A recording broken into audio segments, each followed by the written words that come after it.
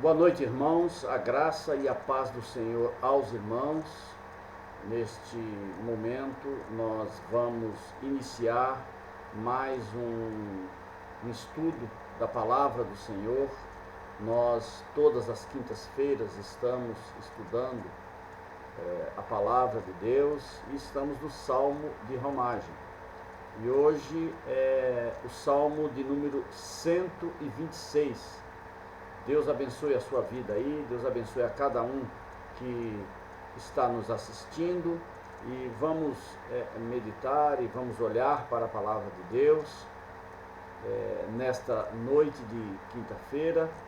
E Salmo 126, eu lhe convido a abrir este Salmo, Salmo de número 126. O título do Salmo é Consolo para os que choram. Cântico de Romagem. Diz assim a palavra do Senhor. Quando o Senhor restaurou a sorte de Sião, ficamos como quem sonha.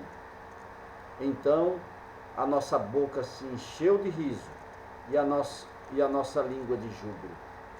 Então entre as nações se dizia: grandes coisas o Senhor tem feito por eles. Com efeito, grandes coisas fez o Senhor por nós. Por isso, estamos alegres. Restaura, Senhor, a nossa sorte, como as torrentes no Neguebe. Os que com lágrimas semeiam, com júbilo ceifarão. Quem sai andando e chorando enquanto semeia, voltará com júbilo, trazendo os seus feixes. Vamos orar. Senhor, Pai de misericórdia e Deus Todo-Poderoso, nós, Senhor, nesta noite, onde a Tua palavra, a porção da Tua palavra foi lida, Pai, nós vamos, Senhor, meditar na Tua palavra, Pai, para que ela, Senhor, seja, Senhor, o nosso alimento, para que, Senhor, nós possamos, ó Pai, estar sendo fortalecidos pelo poder da Tua palavra, que age em nós, através do Teu Santo Espírito, que está em nós, ó Pai. Oh Deus, muito obrigado por mais este momento de privilégio de estarmos aqui, Senhor, mesmo com esses impedimentos todos, nós estamos podendo, ó Deus, usar essa tecnologia, a internet, todo esse desenvolvimento tecnológico, Pai, para estar, Senhor, meditando na Tua palavra. Nos abençoa, Senhor, abençoa cada um aí, Tu conheces a necessidade de cada um que nos assiste e de cada um da nossa igreja, ó Pai, abençoa, Deus, a cada um da nossa igreja aqui de Xinguara. E abençoa também a cada um que está nos assistindo. Essa, Senhor, é a minha oração, em nome do Teu Filho Jesus. Amém. Irmãos, como eu disse, né, nós estamos, então, estudando o livro de Salmos e os Salmos de Romagem. Como nós já falamos desde o princípio, os Salmos de Romagem eram os Salmos dos romeiros, que saíam das suas terras e iam das suas casas, das suas terras, e iam pelo menos 3 vezes ao ano para Jerusalém, para adorar ao Senhor, para sacrificar ao Senhor, para levar o seu sacrifício ao Senhor. Eles saíam e iam para o Monte Sião, para Jerusalém, onde estava o templo do Senhor. E é neste contexto que este salmo foi colocado dessa forma, foi editado dessa forma. Então, os salmos de romagem aqui, classificados como salmo de romagem, que são 15 salmos, que vai do 120 até o 134, estes salmos eram os salmos entoados por estes romeiros. Eles iam entoando esses salmos, eles iam louvando esses salmos à medida que eles iam se aproximando cada vez mais do templo. E nós então estamos nesse 7º salmo, né? Esse Salmo 126 é o 7º salmo dessa divisão, desse grupo de salmos chamado Salmo de Romagem. O contexto desse salmo que nós lemos provavelmente ele foi escrito quando da volta do exílio do povo, do cativeiro babilônico. Provavelmente, então, ele foi escrito nesse contexto da volta do povo do exílio babilônico. Nós conhecemos a história desse exílio babilônico. Nós lembramos que, primeiramente, o Império Assírio levou cativo para o exílio o Reino do Norte, Samaria, e depois de um tempo também levantou-se o Império Babilônico e levou cativo o Reino do Sul, onde a capital era Jerusalém. Então, nesse contexto, eles foram levados para o exílio, o povo, dominados pela Babilônia, e ficaram ali 70 anos, irmãos, cativos na Babilônia. E depois, Deus providenciou, através do rei Ciro, que é um rei persa, né? A Pérsia começou a crescer como império, e a Pérsia dominou a Babilônia, que estava fazendo o povo de Deus como escravo lá na Babilônia. E aí vem o Império Persa, domina a Babilônia, e esse rei Ciro, rei persa, ele escreve um decreto liberando o povo de Deus para voltarem para suas casas, para voltarem para a sua terra, para voltarem para Jerusalém, depois desses 70 anos que eles ficaram cativos. Então, e é nesse contexto desse retorno que provavelmente o salmista escreve aqui. Então, o Senhor havia restaurado, então, usando esse rei Ciro da Pérsia para liberar que eles retornassem para suas terras.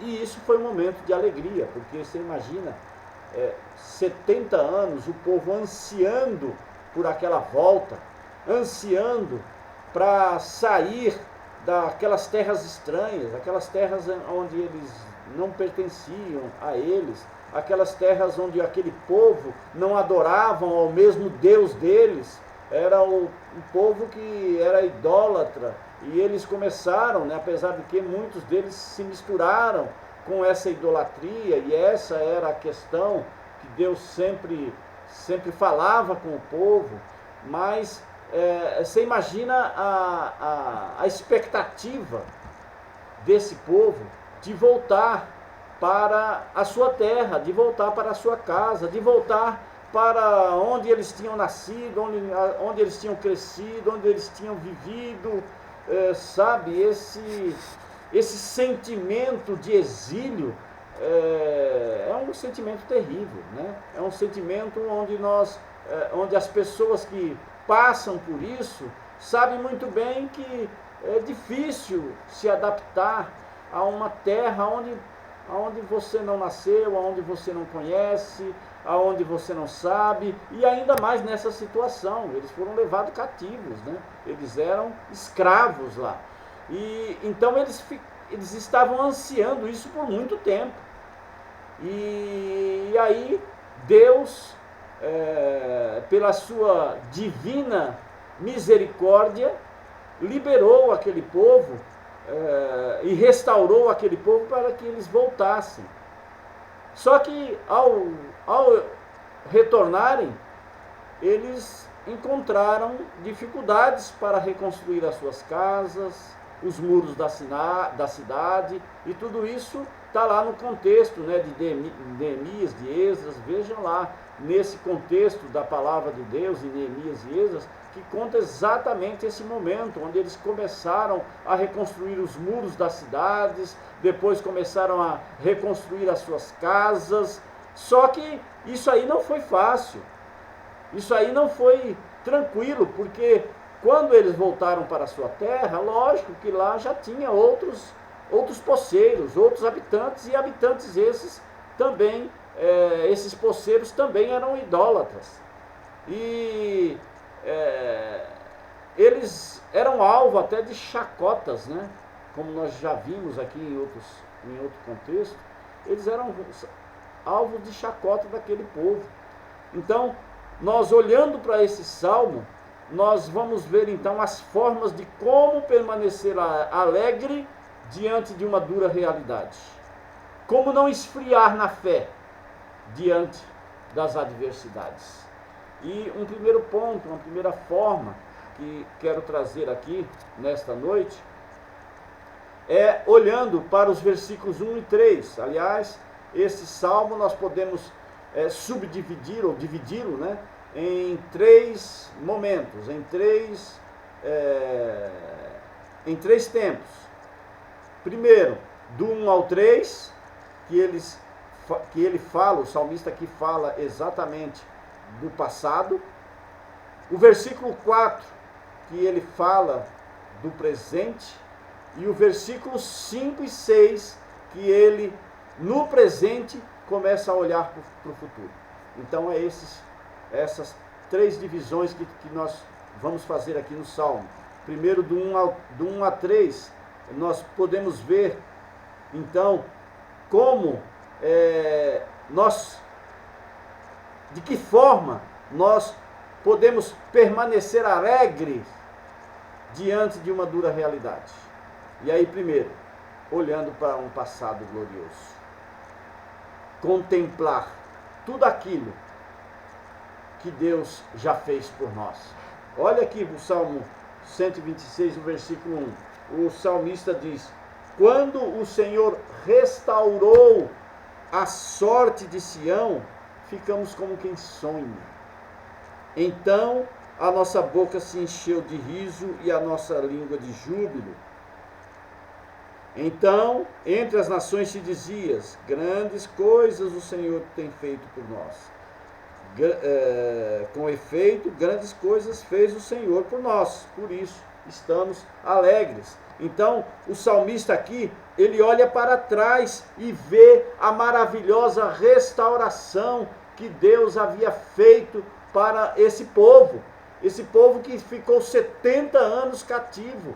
E Deus restaurou eles para voltar para as suas terras, para voltar para junto da sua parentela, dos seus familiares. Eles olham, o salmista aqui olha para trás e aí ele diz assim: olha, quando o Senhor restaurou a sorte de Sião, ou seja, quando o Senhor restaurou a sorte do povo de Deus, ele diz, ele usa uma expressão aqui, né? Ficamos como quem sonha. Ou seja, sabe, aqueles sonhos que nós podemos passar por essa experiência de um sonho maravilhoso. Quanto o Senhor já fez por nós. Então, o salmista aqui começa a olhar a maravilhosa restauração de Deus, aquilo que Deus fez para eles no passado. E essa é uma das formas, irmãos, também que nós podemos aplicar para nós aqui. Nós temos que olhar para o passado e ver aquilo que Deus já fez por nós, a restauração que Deus já fez nas nossas vidas, o caminho que Deus tem trilhado para nós, o caminho que Deus tem caminhado junto com nós. Sabe, desde lá, quando você se converteu, ou mesmo quando você caiu a ficha, né? E você se converte e começa a seguir os passos do Senhor, começa a meditar na Bíblia, começa a fazer parte deste maravilhoso corpo de Cristo. Sabe, quando você se converteu lá, que era, sabe, aquele primeiro amor, era só aleluia, glória a Deus, por aquilo que o Senhor fez. E aí ele usa essa expressão então, ficamos como quem sonha. E aí o versículo 2 ele diz, então a nossa boca se encheu de riso. Sabe, a boca deles, do salmista aqui, retrata uma expressão, a nossa boca se encheu de riso. Sabe aquele tempo em que você estava, como muitos evangélicos dizem, né? Estava no azeite. Assim, essa é a expressão que o salmista diz. E aí ele diz, é a nossa língua de júbilo. Ou seja, a língua deles só falava júbilo, só falava glórias, só dava glórias a Deus. Aquele tempo em que Deus restaurou a sua vida e a minha vida. Aquele primeiro amor pelo qual nós vivemos. Nós temos que olhar para isso, irmãos. Nós temos que trazer esse primeiro amor de volta e sempre para os dias atuais. E o salmista diz que até aqueles que não eram povo de Deus, os ímpios, até eles reconheciam o que Deus tinha feito por aquele povo. Quando ele diz assim, então, entre as nações se dizia, grandes coisas o Senhor tem feito por eles. Olha aqui, até os ímpios reconhecem aquilo que Deus fez na vida do seu povo. Até aqueles que não são da família de Deus, que não são povo de Deus, reconhecem aquilo que Deus fez na sua vida. Eu me lembro, irmãos, que quando eu me converti, eu trabalhava em empresas ainda, né? E as pessoas começaram a perceber a minha transformação. As pessoas começaram a ver a mudança que havia nas minhas atitudes. E eu me lembro até que a minha sobrinha, né, que trabalhava comigo, ela teve um dia que chegou para mim e falou assim, nossa tio, o senhor está diferente. E aí eu falei para ela, é Jesus, é Deus que está me transformando. Eu não era mais aquilo que eu era antes. Deus havia iniciado uma maravilhosa transformação na minha vida. E assim aconteceu também conosco, sabe? Aquele primeiro momento em que você tem esse impacto maravilhoso da restauração de Deus na sua vida.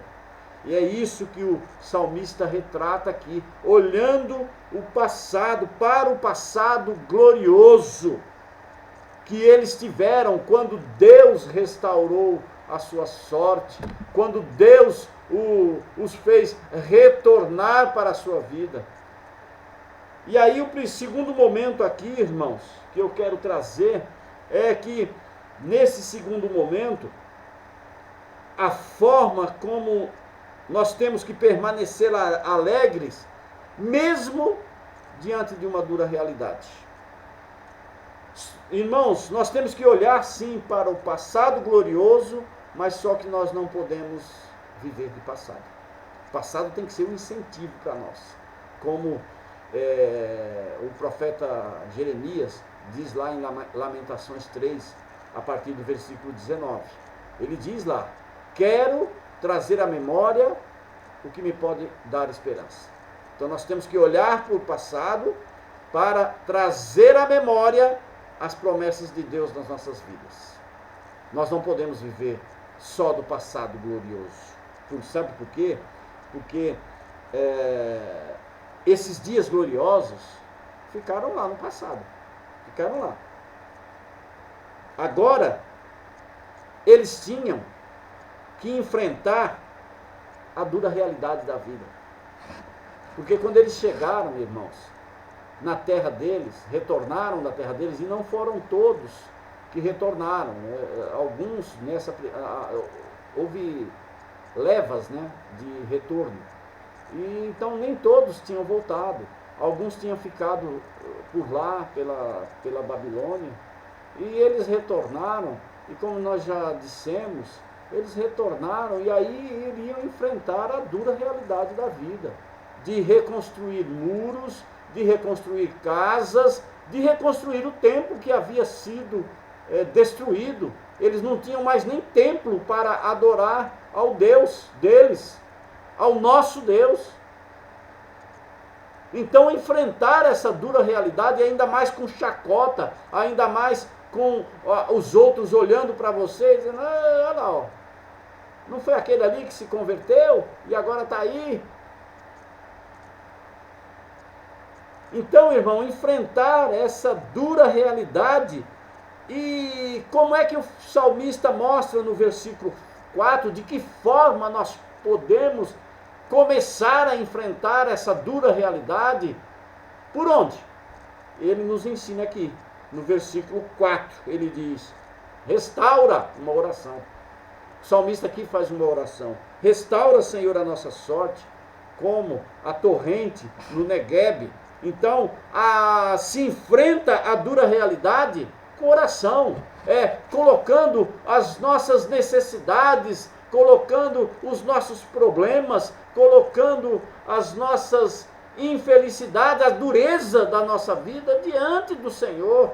É isso que o Salmo nos ensina, e o salmista está nos ensinando aqui nessa segunda parte, aqui, nessa segunda forma de como nós podemos manter a nossa alegria, mesmo nas adversidades, mesmo na dura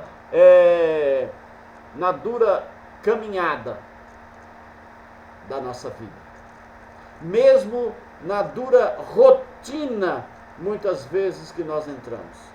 Como manter a nossa felicidade? Orando a Deus, buscando a Deus. O salmista ora para que o Senhor restaure sua sorte, e aqui ele faz uma comparação, né? Se você olhar para o versículo 4, aqui, restaura, Senhor, a nossa sorte, como as torrentes no Neguebe. Ele faz uma comparação aqui. Senhor, restaura a minha sorte como a torrente no Neguebe. O que ele quis dizer aqui? O Neguebe, irmãos, era uma região seca, era uma região árida, uma região que os ribeiros daquela região secava, que a terra até rachava, de tão árido que ficava. Mas de repente, chovia lá nas montanhas, e aí vinha uma enxurrada que invadia todos aqueles ribeiros, e de uma hora para outra, aquilo que era seco passava a ter vida. É essa comparação que o salmista está pedindo na oração. Restaura, Senhor, a nossa sorte, como lá as torrentes do Neguebe, como de uma hora para outra, sem nós esperarmos, como de uma hora para outra, pela providência do Senhor, começa a haver vida na nossa aridez.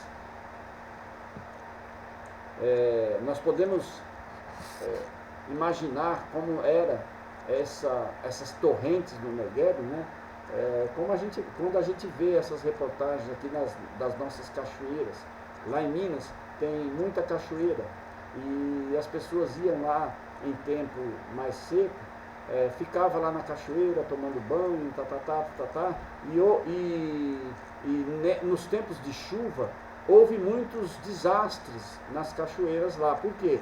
Porque chovia na cabeceira da cachoeira, lá em cima na montanha, chovia, só que quem estava cá embaixo na cachoeira não tinha visto a chuva. Aí de uma hora para outra vinha uma enxurrada lá de cima, e levava todo mundo. Isso nós pudemos ver no início do ano aqui, alguns desastres acontecidos por conta disso. Isso dá para ilustrar muito bem como era que acontecia lá no deserto do Negueb, lá embaixo, naquele deserto árido, seco, que não tinha nada. Quando a chuva, quando chovia nas montanhas, vinha aquela enxurrada nas montanhas, mas as pessoas que estavam lá, passando lá no deserto, ou lá na região do deserto, não via essa chuva.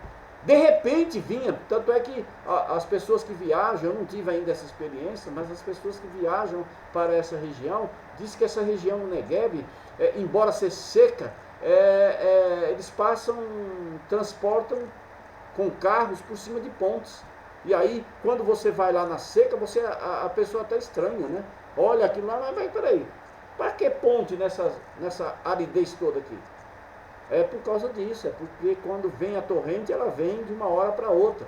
E alaga e enche tudo de água, traz vida de volta. Aquela região começa a florir de novo quando acontece isso. E é essa oração e essa ilustração e comparação que o salmista faz aqui. Restaura, Senhor, a nossa sorte, como as torrentes no Negueb. E a terceira forma aqui, então, irmãos, a primeira forma é você olhar para o passado glorioso. Segundo, é você olhar para o presente e buscar a Deus, para que Deus abençoe o seu presente. E o terceiro é olhar para o futuro. Esse é o tempo de fazermos já, né? Agora. Porque nós vivemos sempre esse conflito que lá na teologia, lá no seminário, nós aprendemos como o já e o ainda não. Nós estamos vivendo já. O ainda não é olhar para o futuro, é olhar para a gloriosa parousia, para a gloriosa volta de Cristo. Nós estamos vivendo esse já. Então, esse é o tempo de fazermos acontecer. Né? Como diz alguns poetas aí, quem sabe faz a hora, não espera acontecer. E outro diz, é caminhando que se faz o caminho. Ou seja, é andando, é trabalhando, é fazendo a nossa parte que se faz o caminho, que começa-se a trilhar esse caminho. Então, irmãos, eles semeavam como lá, né, como diz aqui o versículo 5, quando ele diz, os que com lágrimas semeiam, com júbilo ceifarão, é que naquela aridez toda do presente, naquela sequidão toda do presente, eles tinham que semear naquela sequidão toda. Então eles semeavam com choro mesmo, com lágrimas. Semeando naquela sequidão, mas esperando as torrentes no Negueb, a chuva vir e abastecê-los. E eu sei muito bem o que é seca, o que é aridez, porque eu sou do Nordeste, né? E lá no Nordeste nós vivemos ainda essa dura realidade da seca, aonde os agricultores, as pessoas que têm terra, se desanimam. Porque planta, mas como não vem a chuva para regar, acabam muitas vezes perdendo tudo. E a esperança do agricultor nordestino é essa, é semear com lágrimas. É o que acontece aqui, quando o salmista descreve. Então, esse salmo, essa terceira parte do salmo, então nos ensina que nós temos que viver a dura realidade, como aquele que semeia na aridez, esperando a chuva. Olhar para o presente e projetar o futuro. E isso, irmãos, só é possível com fé em Deus, com fé naquele que faz as promessas. Só é possível, irmãos, nós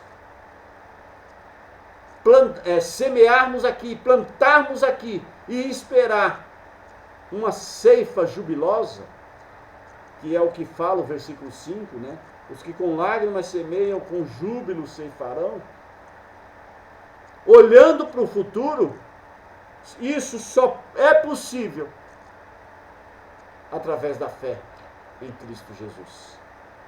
Se fizermos acontecer no presente, colheremos no futuro, com base na nossa fé. Isso se buscarmos em Deus. Veja o que está escrito lá, olhe comigo, ou acompanhe comigo, o que o profeta Jeremias fala no capítulo 29, que é mais ou menos, né, o profeta Jeremias é um pouquinho anterior a esse contexto do Salmo. O profeta Jeremias foi quando o povo foi para o exílio babilônico. Mas olha o que o profeta Jeremias diz àquele povo que tinha acabado de ser levado cativo para a Babilônia. Olha o que ele diz. No capítulo 29, versículo 10 em diante. Acompanhe comigo aí. Ele diz: assim diz o Senhor, logo que se cumprirem para a Babilônia 70 anos, olha a profecia aqui, atentarei para vós outros e cumprirei para convosco a minha boa palavra, tornando a trazer-vos para este lugar. Olha aqui a maravilhosa promessa de Deus, usando o profeta Jeremias 70 anos antes da restauração falada aqui no Salmo 126. Aí ele continua: eu é que sei que pensamentos tenho a vosso respeito. O Senhor é que sabe, irmãos, o pensamento que tem a nosso respeito. Aí ele continua: diz o Senhor, pensamento de paz e não de mal, para vos dar o fim que desejais.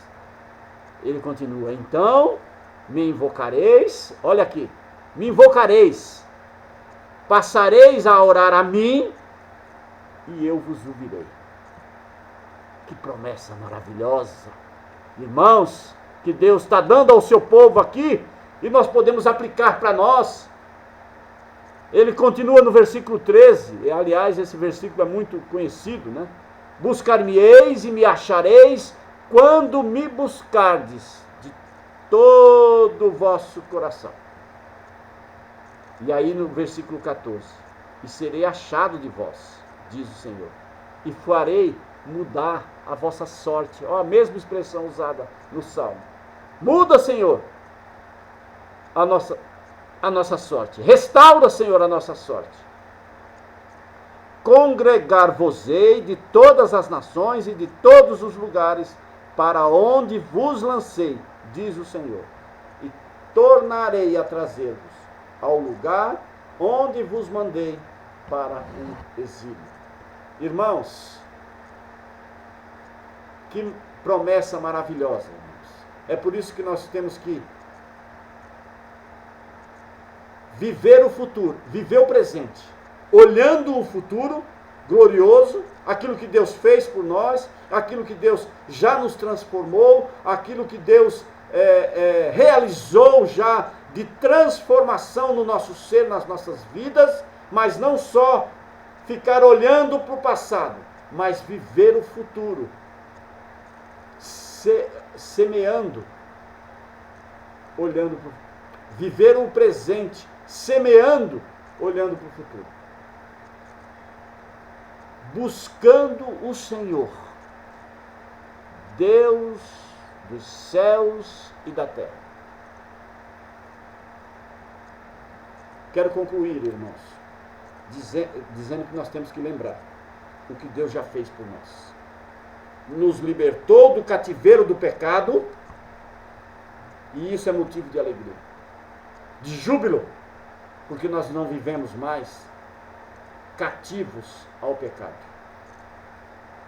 Não esqueça o que Deus já fez por você. Olhe para o futuro e veja as promessas que Deus tem para nós. O dia que Deus nos dará a restauração completa. Maravilhoso dia, aonde a palavra de Deus anseia por esse momento. Assim como a corça anseia pela água, o nosso ser, a nossa alma tem que ansiar por esse maravilhoso dia. Maranata, ora vem, Senhor Jesus.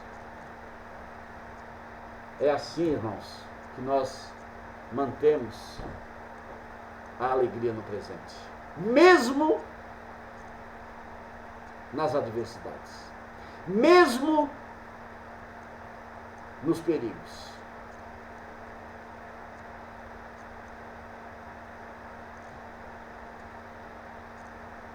Que Deus nos conceda a esperança de que tempos de súbita restauração venham dele, do Senhor. Talvez agora você e eu estejamos em um momento de semeadura com lágrimas. Esse momento nós estamos passando. Irmãos, 2020 começou terrível. É um momento de semeadura com lágrimas, mas não desista de semear. Semeadura com lágrimas amargas, mas não desespere. Dê graças a Deus, porque Deus está no controle. Confie no poder que Deus tem de fazer o inimaginável, o impossível, por meio de transbordante bondade. É Ele, irmãos, mesmo que nós não vejamos, que não percebamos, é Ele quem faz chover na cabeceira dos montes e invade a nossa vida com a água que mata a nossa sede. É Ele que já nos deu o pão da vida, o seu Filho Jesus, que nos alimenta. É Ele, irmãos, que nos mantém firmes, mesmo que a realidade nos fale não. O Senhor está dizendo, sim, eu sou contigo, meu servo. Continue, irmãos, perseverando no Senhor, não desanime não. Isso tudo vai passar. Isso tudo é passageiro. E Deus permanecerá na minha vida e na sua vida. Que o Senhor abençoe a você, irmãos, a cada um que está me ouvindo aí, e que ele possa aplicar mais esta palavra na sua vida e na minha vida. Vamos orar. Senhor Deus e Pai, nós te louvamos, te adoramos, Senhor, pelas maravilhas, ó Pai, que tu já operaste nas nossas vidas, pela maravilhosa transformação, Senhor, pela maravilhosa salvação que tu nos deste através do teu Filho Jesus. Ó Deus, nós somos, ó Pai, agradecidos, ó Deus, por esse glorioso feito, porque não é por mérito nosso, Pai. Nós não temos mérito nenhum nisso. É pura graça, é pura misericórdia tua para com as nossas vidas. É que tu realizaste isso. E nós te louvamos, ó Deus. Te louvamos, ó Deus, porque nos dá a oportunidade de, no dia presente, ó Pai, continuarmos perseverando, trabalhando, semeando, mesmo com lágrimas, mas crendo, Senhor, no futuro e na promessa maravilhosa que tu tens para nós. E isso é motivo de júbilo, Senhor. Muito obrigado, Pai. Cada vida, Senhor, que está nos assistindo, dá, Senhor, a essas vidas, ó Pai, esta certeza de que nós somos vencedores, mais que vencedores, através do Teu Filho Jesus. Obrigado, Deus. Abençoa cada vida, Pai. Aplica essa palavra a cada vida que está me ouvindo e me assistindo. Abençoa, ó Deus, essas famílias que estão aflitas, que perderam os seus entes queridos, da paz, da tranquilidade. Abençoa também, Senhor, e protege essas pessoas que estão no grupo de risco. Livra-os, ó Deus, desse mal, em nome de Jesus. Coloca, Senhor, essas vidas nas Tuas mãos, a vida dessas autoridades, Pai, desses que estão na frente, combatendo esse coronavírus. Abençoa, ó Deus, continua nos conduzindo nos caminhos maravilhosos que Tu tens para nós. Mesmo, Senhor, com esses obstáculos que se apresentam diante de nós, mas esses obstáculos, ó Pai, o Teu Filho Jesus já venceu por nós. Nos dá essa certeza, Deus. Nós oramos e Te agradecemos, Senhor, em nome do Teu Filho Jesus. Amém. Irmãos, que a graça do nosso Senhor e Salvador Jesus Cristo, que o amor de Deus o Pai e que as doces e eternas consolações do Espírito Santo esteja com você, povo de Deus espalhados por este planeta, hoje e sempre. Amém. Amém. Irmãos, graças a Deus, mais um dia de meditação na palavra, que Deus possa lhe abençoar e até a próxima, até domingo na Escola Bíblica Dominical, em live, né? Nós continuamos ainda, né, fazendo só por live, até quando Deus permitir que nós voltemos à Assembleia, reunidos todos na nossa igreja. Deus abençoe.